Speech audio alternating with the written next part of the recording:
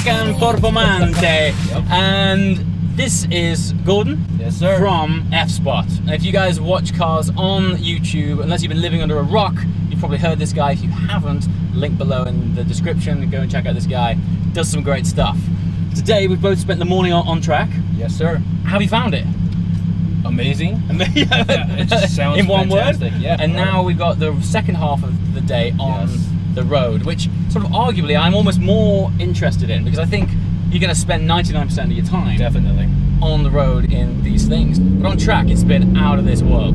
I've actually split my videos into two. Okay. So I'm going to do a road video and a track video, just because they're just so different. Two separate Yeah, things. exactly, man. Cool. Okay, so what are we in? Well, the name needs no introduction. We've seen this car was launched at Geneva earlier this year, and it was supported by what I would say was a controversial Nürburgring lap time. Yes, very controversial. You know? Absolutely. Yeah. I mean, when that came out, pretty much everyone I knew was like, there's no way. Yeah, definitely. Now, having driven this thing on track earlier this morning, I can say I'm pleasantly surprised that it was wow. You know, it's a fantastic car. The biggest change for me, though, is the front end. Now, Huracans that I've driven in the past, the front end has been a little bit understeery. It would really? wash out a bit. Yeah, Okay. absolutely. Gotcha. But this thing, the front end on this is absolutely planted. We just conveniently found ourselves a lovely straight. So let's see what this thing's all about.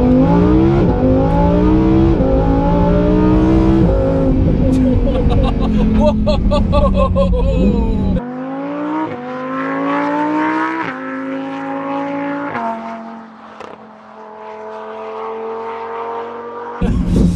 Yes. So it doesn't hang around. It does not hang around. Oh my goodness. One of the number one things for me that Lamborghini do best is theatre. Like the drama and theatre of these things, even before you even step in it, just the way it looks is so cool. Yeah. You press start up, this V10 sounds fantastic. The overrun, I'm not sure if it'll do it. Do I have to put it into Corsa for that? Look at that. There you go. It's just it's such a lovely sound, isn't it? And they've nailed this gearbox. So it's 640 naturally aspirated horsepower through this V10, which revs to 9,000, mated with a fabulous, as you can hear, twin clutch gearbox.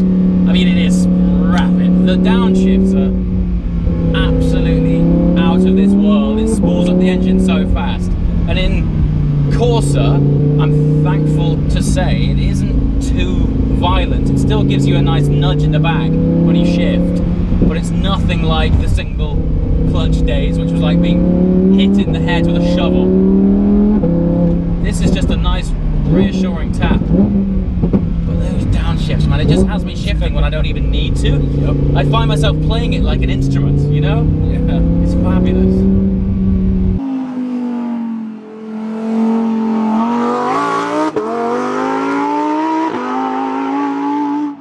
Drove the very early Huracan, it had their first generation variable steering rack, which when you were going at slower speeds it would get lighter.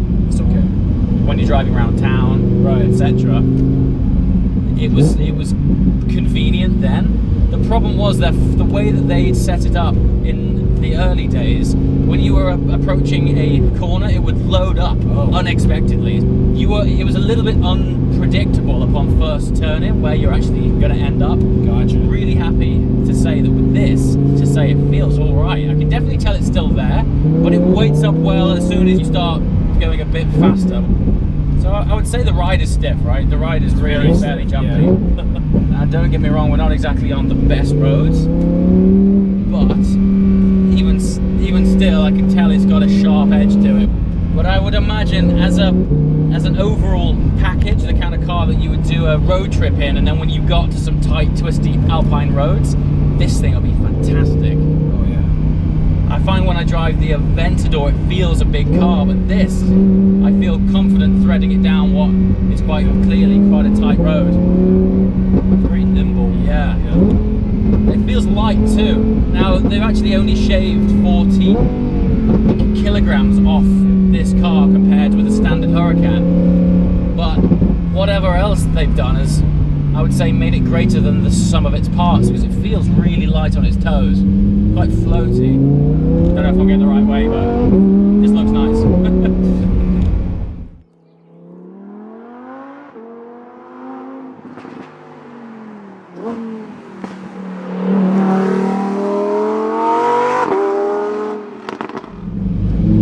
So we were just having a chat about what we think of the forged carbon. Yep. Now, admittedly, it splits opinions, right? Definitely. Do you prefer it in the matte finish rather than the gloss, or do you just not like it?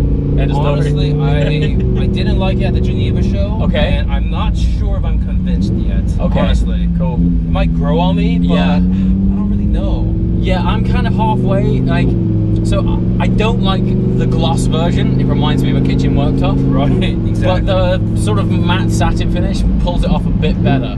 I'm not sure if you can get that finish on the exterior or not. Oh, okay. And Gotcha. you also can't spec it without it. Like the exterior comes with it. It just comes That's with it. it. Yep. But it would really help if you could have it matte rather than that sort of gloss finish. Yeah. I'm sure if you can't, you could easily wrap it with like a matte PPF or something. Gotcha. But yeah, I'm kind of with you. I'm not entirely sold. Yeah. I just wish it was like an option, you know, like to take it off or leave it on. But Yeah. But the interiors, I mean, for me, Lamborghini, I like the flamboyance of them. I like that, because I think when you've got a supercar, right now in this day and age, we're getting to a point where these cars are so usable. Like if you go back years, it was like to get your supercar out was an event, but mostly because they were impractical and like hard work. Yeah. You know. Now because these days they're so easy to drive, you would jump in them without thinking about it. I think they have to use other elements to make it a more of a sense of occasion. And for me, Lambo does that, arguably almost better than most. Their interiors are so flamboyant, and they look rad, and they sound great. I mean, Lambos sound how most cars sound after you put a aftermarket exhaust on. Yeah, exactly. This thing sounds crazy from factory. Yeah, it's stock. And I love that. It's brilliant.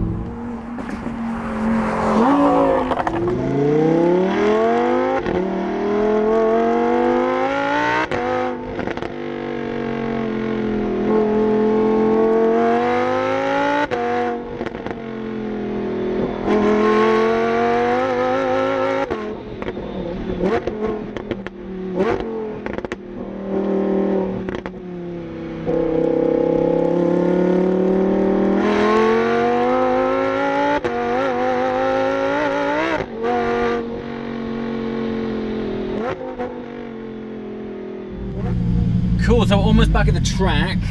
So in summary then, G, Yep. we both want one. I guess so, yeah. I guess the question is, what color do you want? There you have it. Okay, so which color, what spec would you go for? Ooh, tough one. Definitely some sort of shade of blue, I guess. Okay. I don't know which one exactly, but I mean, I saw like with the app persona, like the colors. Like, Yeah. They have every shade of blue. Every Oh, the shade of customization you can do is unreal. indigo. It's everything, yeah. Anything you want. So I actually really like this. The yellow's great, Okay. but I also love these new matte and satin finishes that they're doing. Yeah. So I'd probably lean towards a satin yellow. Nice. Like a matte satin yellow, black rims, like a satin forged carbon, so it's not too like blingy. Yeah. I think that would go down well. That'll be great. Although you've got the California sunshine to go back to, whereas Yeah. I have this like overcast sort of. Our Pantone in England is just great. Yeah. So I reckon the brighter the car, the better, to brighten up Exactly. your day. There you go. Okay, welcome to Imola Race Circuit. Now Lamborghini have gone all out on this, and they've set up a little mock design centre within the Imola circuit. And over there, this is the tape drawing. Something drawing. really tape drawing. You can also. Oh wow, yeah, it is. Crikey, this whole thing is tape. I thought it had been painted or drawn. Yeah, you can. This is a technology that is very, let's say, quite old, quite romantic, but it is Very still. cool work. It's very effective, huh? That's incredible. I honestly wouldn't have known that was tape unless he'd have just pointed that out. It's like a really cool drawing. So for example, I can demonstrate. It is possible to create a silhouette of a car very quickly. You can start here with the nose of the car, and then the typical front fender of a Lamborghini. I can't believe you're drawing this in tape. It's amazing.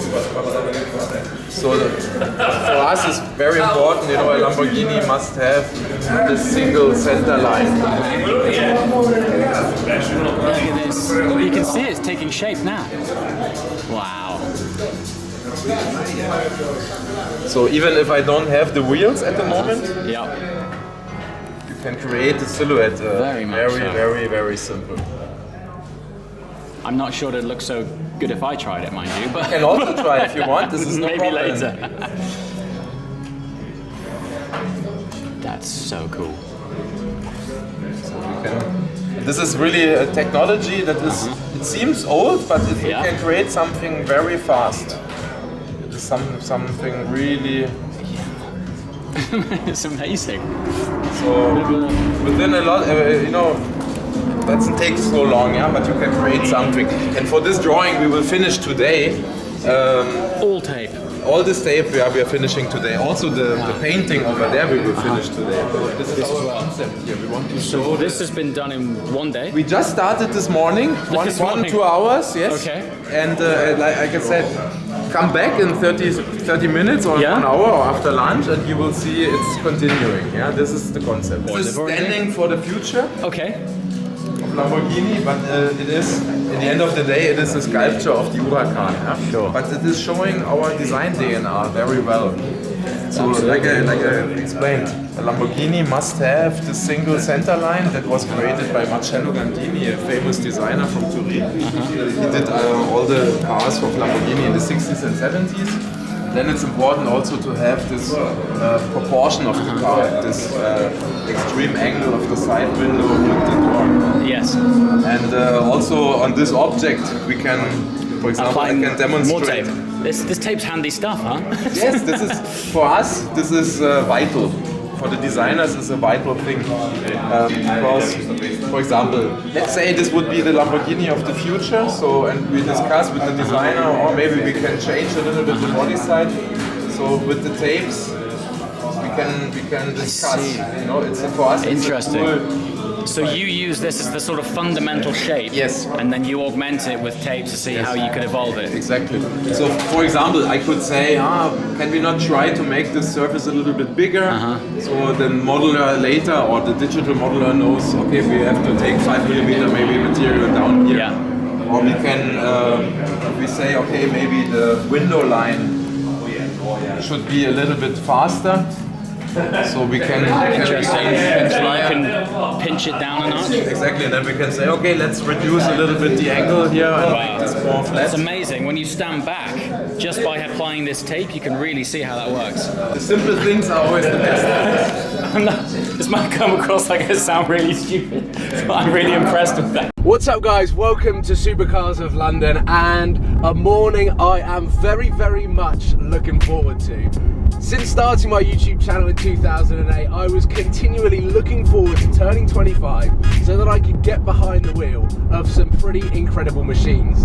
And for those that have recently subscribed to my channel, you would have seen that luckily I have been able to drive some pretty special cars. However, today I am going to Southern Sky Motors to drive a 2016 Lamborghini Aventador SV. Today is an incredible day and I'm heading over there in my AMG GTS. All morning I have been thinking about this one question that over the last 5 to 10 years of doing Supercars of London, filming cars in London, there has always been one question that I've asked as to why do we see more supercars on the road than ever before? Back when I started 2006, 2007, I used to go into London, walk around all day for 8 to 10 hours, cover well over 10 miles, and be happy if I saw a couple of Lamborghini Gallardos and a Ferrari F430. The highlights of some of my amazing car spotting experiences were bumping into cars like the Pagani Zonda F, the Ferrari Enzo, or even a Murcielago LP640, because back in the day, they were the crazy rare cars. Fast forward 10 years to now, and you can go and walk around central London for half an hour and see dozens of Lamborghini Aventadors, even Porsche 918 Spiders, McLaren P1s, LaFerraris, and the cars are becoming more and more common, even though the price of them are becoming more expensive. So I always have this question as to why are there so many more supercars on the road than ever before? And the one answer that I always come round to is that modern technology makes these cars a lot easier to drive. So today I'm going to Southern Sky Motors to test drive the flagship Lamborghini, the big V12 Aventador SV, to find out just whether you could daily that incredible hypercar, but also just how easy is it to drive. By complete coincidence, this is exactly what I am talking about. I've just bumped into a brand new McLaren 570S on the way to Southern Sky, completely random, and this car, the 570, is at 140 grand new plus options, which is more expensive than what the Ferrari F430 was, and also the Lamborghini Gallardo was when it first came out. So that is what I'm talking about, the entry-level McLaren I've just randomly bumped into.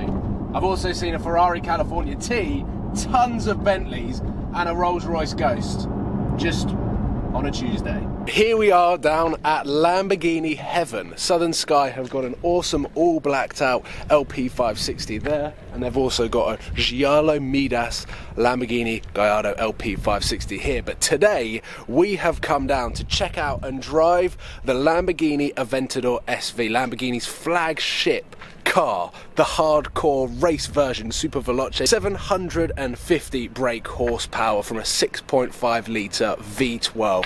The engine sits right at the back, and this car looks absolutely stunning. There's no other word to describe what this car is. It is Lamborghini through and through. As Jeremy Clarkson would say, this is the car that you would sit in maths class drawing as what you want cars to look like. And on the road, this car looks absolutely amazing. I have seen a few colours, not too many, and there was a yellow Aventador SV Roadster out in Monaco on English plates as well, with a very similar number plate. This is SV12 Jet, and the one in Monaco was an SV Roadster SV16 Jet. So let's just take a look around at some of the details on this car before we jump in and just see how easy that car is to drive.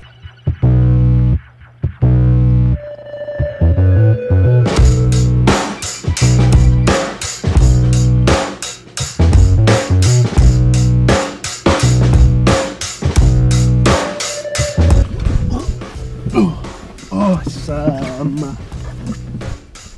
definitely difficult. Oh, the doors are so cool. The seats feel like you're sitting on a block of cement. You do. Oh, and we're back with the wonderful off-centre pedals of Lamborghini. I'm joined here with Grant. If you can see him, the GoPro has got a wide lens. So foot on the brake.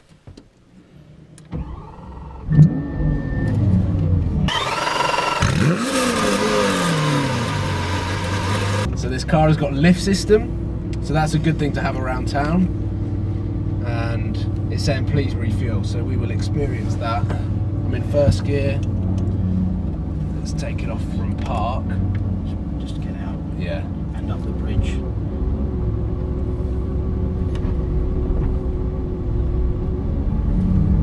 And this is ridiculous. Is that the game? Sorry. And do you know what? The steering's incredibly light for a four-wheel drive system. The seat, however, is probably not that adjustable, is it? Not overly, no. Everything is backrest fixed, yeah.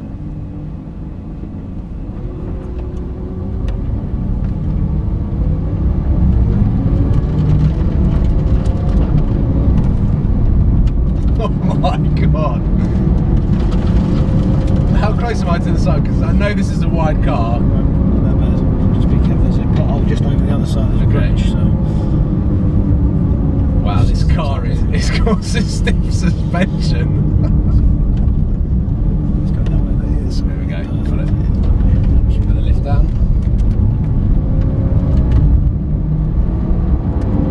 never sat in a car with a driving position as aggressive as this. I am like up, sitting like this, facing forward, down, in sort of the same angle as the way that the car stoops right at the front to the point. And I have to say, I'm driving it in automatic at the moment.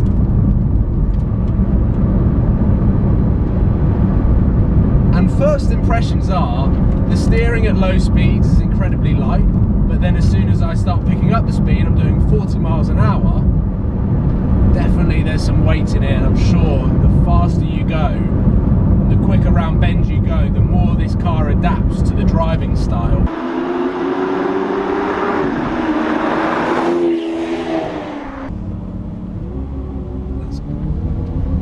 Pulling out of junctions is relatively easy. Oh, I can hear that V12 slowly warming up. My view in the wing mirrors are just incredible. I feel like I'm all over the road though. The suspension is just quite disorientating, if I may say so, on these roads. Like the UK roads probably aren't the best place to drive a car like this, but lots of bumps and you feel everything. I thought the Gallardo was pretty stiff, but this is on a whole new level of race suspension. I'm concentrating a lot, and to be honest, jumping into a car that's got so much brake horsepower, 6.5 litre V12, 0 to 60 in 2.6 seconds, is it 2.6 or 2.8? Somewhere around 2.8, I believe. 2.8 seconds. Back in the day, the Murcielago was a real pig to drive. People that drove it said that it was exactly like a Diablo. If you had it in the E-gear mode as well, it was very clunky. Clutches lasted about 5,000 to 7,000 miles depending on how you drove it. Sitting in this car for 5 minutes, we've got a full Alcantara steering wheel, which is about half the size, or it feels about half the size as my AMG. It just gives you a little bit more feel, and it's a little bit more race car-y. The AMG obviously being a super GT car, you want just a chunky, comfortable steering wheel. The Alcantara is very, very nice material. I've got all sorts of different buttons on here. We're driving it in Strada, which means street mode. So this is the comfiest setting, right? Sport mode, you get the exhaust over, you know.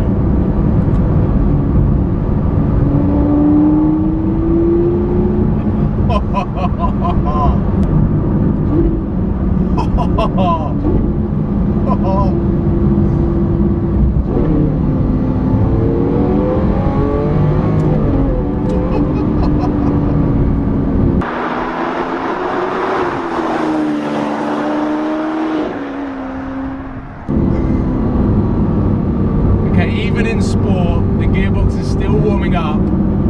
You can still feel that it's a single clutch gearbox. But that is not a bad thing in a car that just commands so much drama and noise.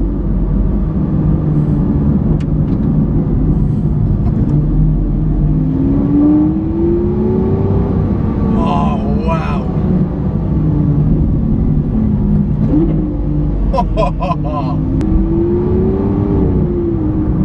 Oh my god, the car, like, you're just, the throttle is so heavy that it makes the car and the engine just feel incredibly heavy.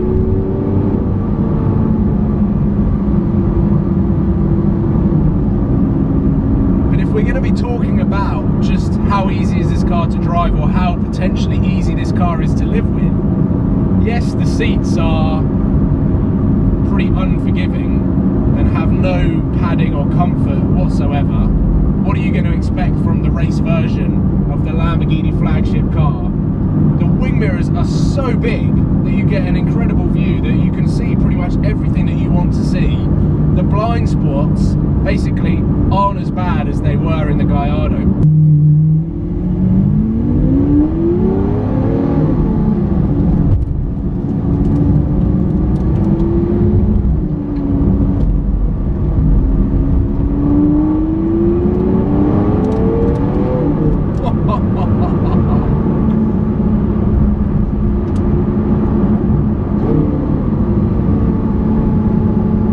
this would be a sight to see if I was driving and saw this car coming towards me. Just feels so planted.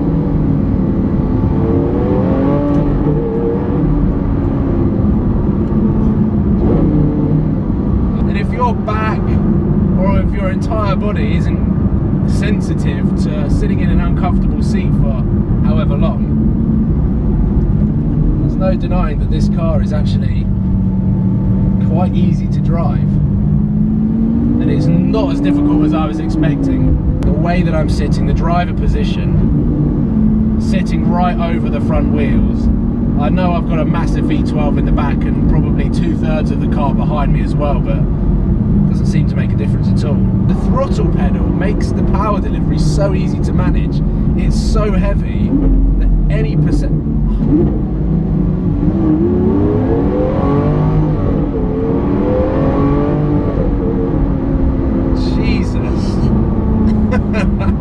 You can tell that this is the big Lambo.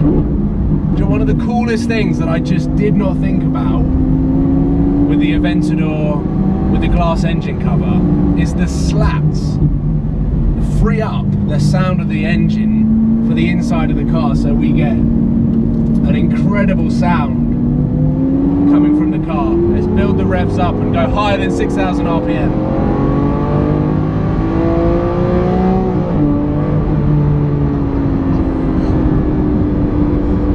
Something about naturally aspirated V12s.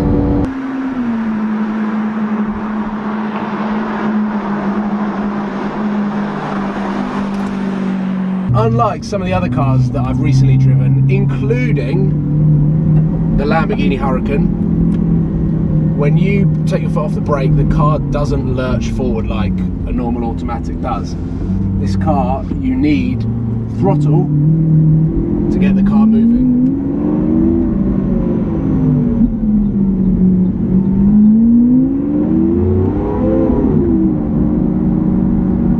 Oh, the steering stiffens up pretty damn quickly.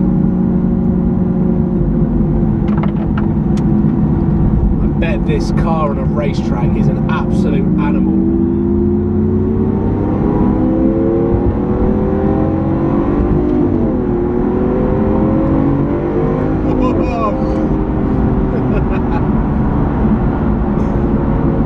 Tell you what, I feel slightly more confident driving this car with four-wheel drive than I did with the F12 that had rear-wheel drive.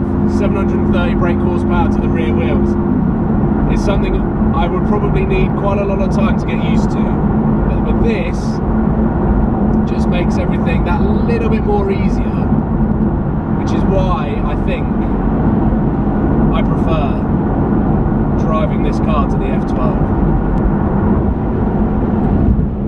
Quite nice to cruise around in. Very easy, swooping dash, epic dashboard here, which is exactly the same as the, well, sort of an updated version of the Lamborghini Veneno. Then we're back into automatic, goes down the gears for me, very, very smooth, and then we can just cruise off again.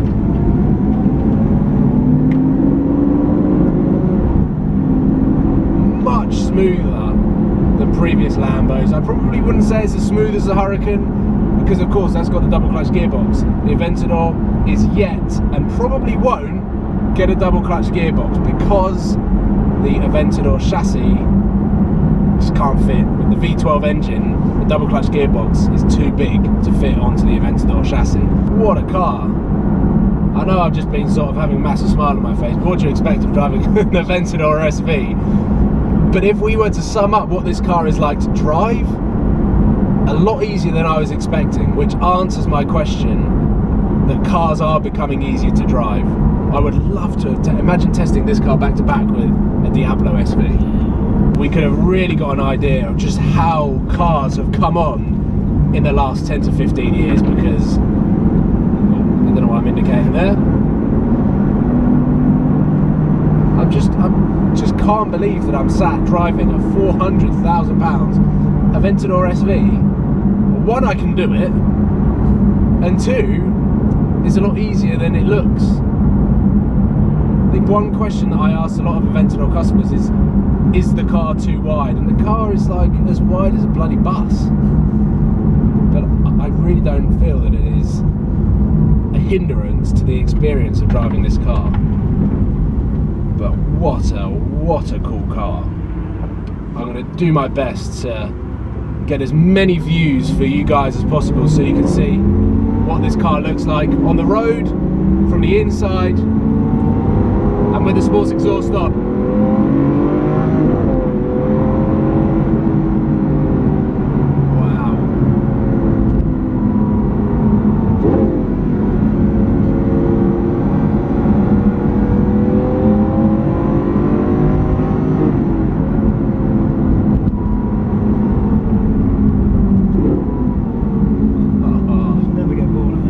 Never get bored.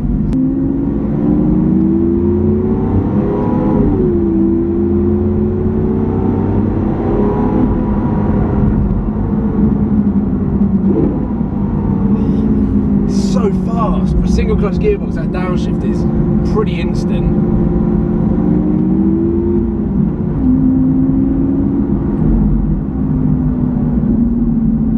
Wow, well, I just would like to say a huge thank you to Grant and Southern Sky for allowing me to come down and drive their most expensive car that you've had for sale ever?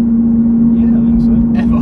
Ever. So that is pretty crazy, and I think I've answered the question as well.